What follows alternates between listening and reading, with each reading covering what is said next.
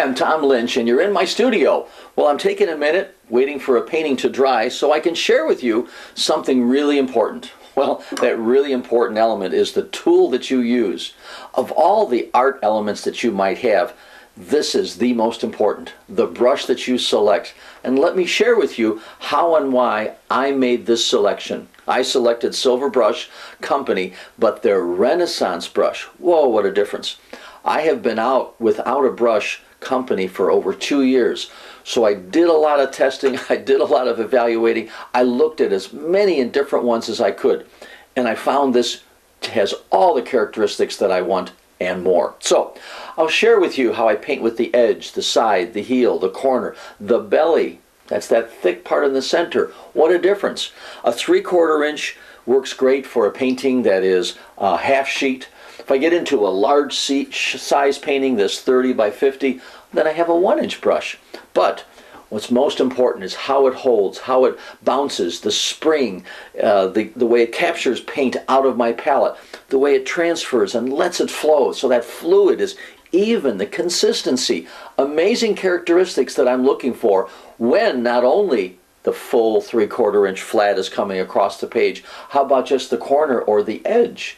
So it still has to have that kind of performance. So I've done the work for you. I've done the testing for you. I can tell you, you will not be disappointed with the Renaissance brush, 100% sable, and Silver Brush Company is where I found it, right here in the USA.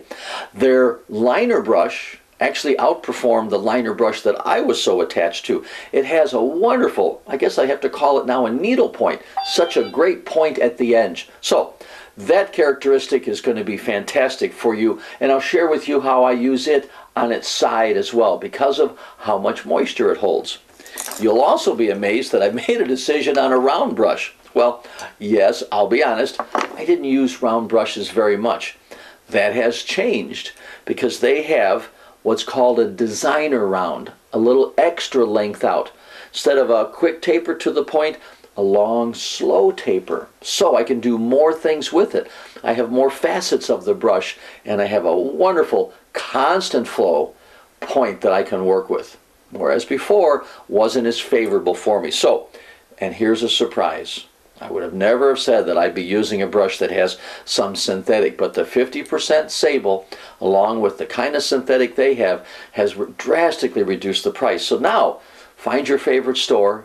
They'll offer you a cup of water. You can test the bounce. You can test the fluid, test the hold, wring it out, roll that brush, see the point in it, tap that flat brush down several times, see how it springs back, see how all those hairs stay on an edge for you. So you get a constant, continuous, even flow. What a difference. So it's made a difference for me. It's taken one worry off the table because I've looked long and hard, and now I'm extremely happy with these brushes. So check it out. Renaissance, made by Silver Brush Company. Both their liner, their flat, and like you've never seen before, a designer round. Quite unique. So I got to get back to work. I'll share with you some of the tips and techniques of how wonderful this brush is. When you get to a store or you get to my class, you can borrow mine. It's waiting for you. Thanks for watching. See you in class soon. Bye.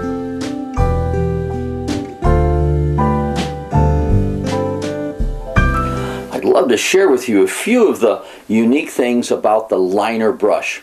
Now, most people see the liner brush as ability to do just a little bit of wires and ropes that might be associated with a boat or a fence, you know, barbed wire fence or whatever. Well, I can do so much more than that. Watch how I'll lay the brush off. That means instead of raised up, I'm going to use the side, and I can capture the wonderful texture and contour of that tree. So look at how, by having the brush laying flatter, not so high, I'm using half of this. So it's like a 1/2 inch or a 1/4 inch brush that I'm taking and using to get that texture, weathered look. Then I can raise it right up. And so that's why it's a nice fluid, continuous and more solid. But watch how the continuous flow again and again and again, where I can do branches in this particular fashion with it raised higher. So look at that. I still haven't gone back for more paint. I can get the texture of the weathered old round look to that tree trunk, grab a little paint, drop in some darks, create a little value shift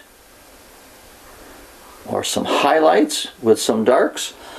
And there's why I make use of. So I lay the brush on its side, you know, for some larger areas. Look at the size of this particular rock. Sure, you saw me earlier maybe use the 3/4 inch flat, but now I might want to sneak up on the texture that I have for the rock. I might not want to have such a full width coverage so soon. And so here I'm able to paint as though this brush is a, yes, there it is, it's like a 3/4 inch or larger width to this number 8 size liner, or some smaller areas. So now I'm sneaking up on it closer, whereas I was further back with my hand back at the back of the handle. So that extra length of the handle, take it as an advantage. So I can get now more careful, want more careful, want more precise, want just a particular set of leaves. Now I'm really close, almost holding it at the ferrule. But for the branches, I want a nice wiggly, weathered, you know, look to that. And so there'll be times that I'll have a shadow. Let's take this fence and bring it down lower. And I want that shadow to have a thick and thin. And so I can press firmly, get a nice thick, or just raise it up and have a nice little thin. Look at the variety of thickness I have to this shadow. All with the number 8 liner.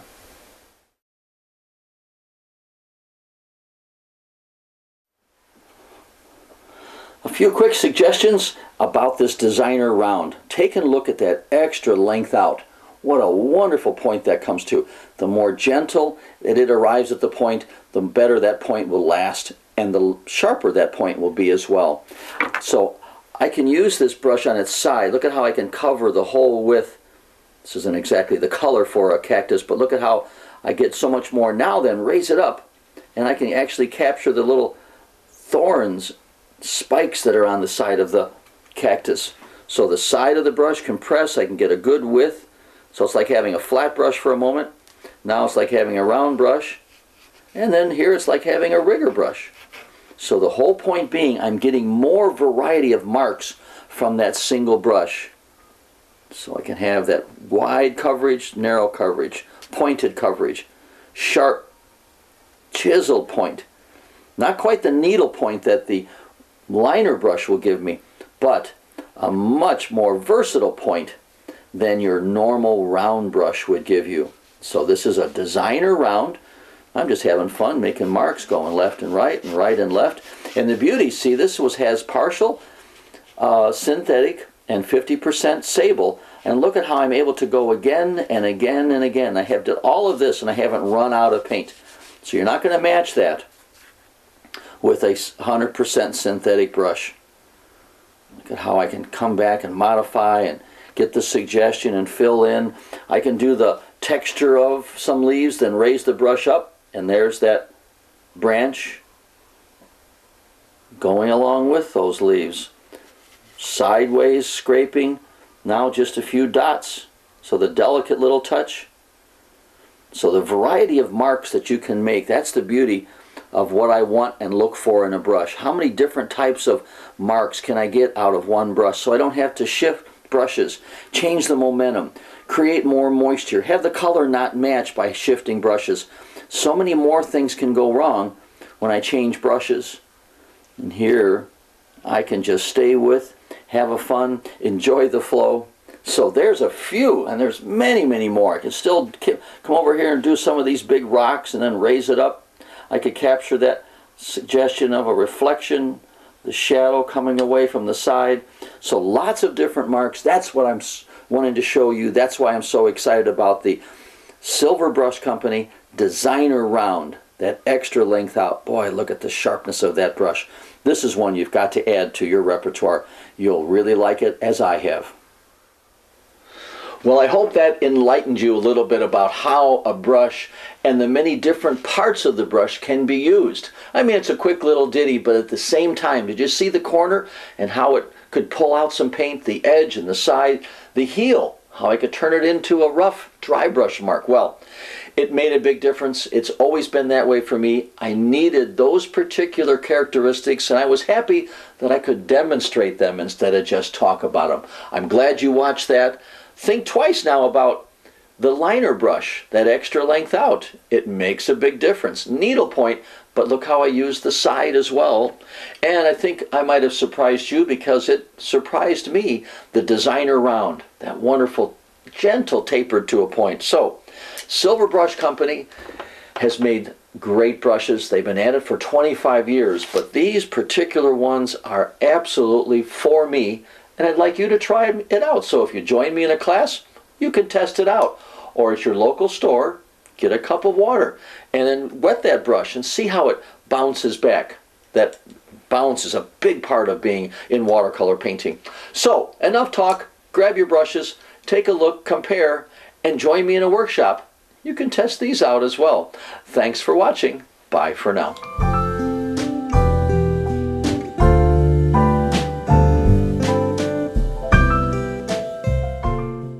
I have developed brush sets both for the studio, plein air, and even workshops.